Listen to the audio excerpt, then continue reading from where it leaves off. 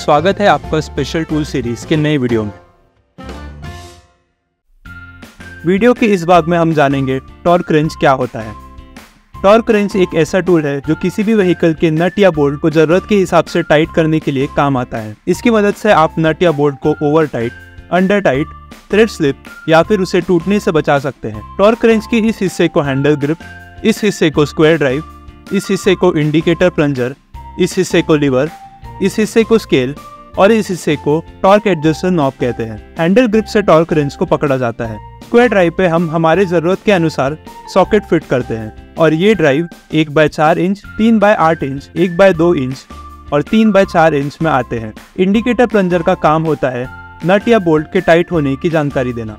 सही torque apply होने पर यह प्लंजर मूव होता है और क्लिक साउंड करता है, लेकिन इस इंडिकेटर या साउंड पे अगर ध्यान ना दिया जाए या फिर सर्विस मैनुअल में दिए गए टॉर्क से ज़्यादा टाइट किया जाए तो इससे नट या बोल्ट टूट सकते हैं। टॉर्क रेंच के हैंडल पे मार्किंग होती है जिससे जरूरी टॉर्क को एडजस्टिंग नॉब को घुमाकर एडजस्ट किया जाता है। टॉर्क को सेट करने के लिए एडजस्टर नॉब को ऊपर उठाकर फिर लीवर को 90 डिग्री पर सेट करके घुमाया जाता है, जिससे हैंडल ऊपर या नीचे मूव होता है और स्केल पर दिया गया टॉर्क सेट हो जाता है। हमारे पास 1/2 इंच ड्राइव वाला क्लिक टाइप टॉर्क रेंच है।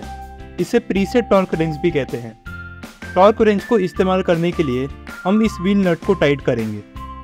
सबसे पहले टॉर्क रेंच को एडजस्ट कर लेते हैं।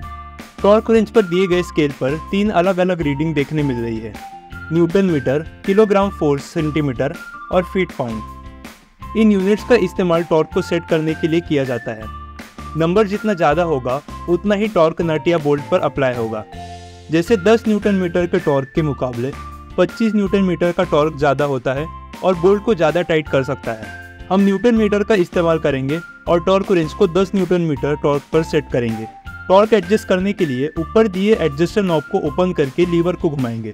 क्लॉकवाइज घुमाने पर हैंडल नीचे की तरफ जाएगा और एंटी क्लॉकवाइज घुमाने पर ऊपर की तरफ जाएगा। टॉर्क एडजस्ट करने के बाद हम उसमें सॉकेट लगाएंगे और टॉर्क रेंच के ड्राइव पर दिए गए एरो को देखेंगे। टाइट करने के लिए ये एरो है और लूज करने के लिए ये एरो है। अब हम व्हील एक्सेल नट पर टॉर्क अप्लाई करते हैं। हमें क्लिक की आवाज़ सुनाई दे रही है। इसका मतलब नट 10 न्यूटन मीटर टॉर्क पे टाइट हो चुका है। ध्यान रखें कि सभी गाड़ियों के नट और बोल्ट का टॉर्क रेटिंग अलग होता है, जिसे सर्विस मैनुअल में चेक करने के बाद ही टाइट करना चाहिए। साथ ही इस बात का भी ध्यान रखें कि टॉर्क रेंच का यूज़ ना होने पर उसे कम सेटिंग पे रीसेट करके रख दें। अगर हमें क्लिक की आवाज़ ना आए तो इसका मतलब ये है कि वो पहले से ही ओवर टाइट है, इसलिए पहले हम बोल्ट को लूज करके फिर टाइट करना चाहिए। अगले वीडियो में हम जानेंगे एक और नए स्पेशल टूल के बारे में। अगर आपने अभी तक चैनल को सब्सक्राइब नहीं किया है तो अभी करें और बेल आइकन को प्रेस करना ना भूलें।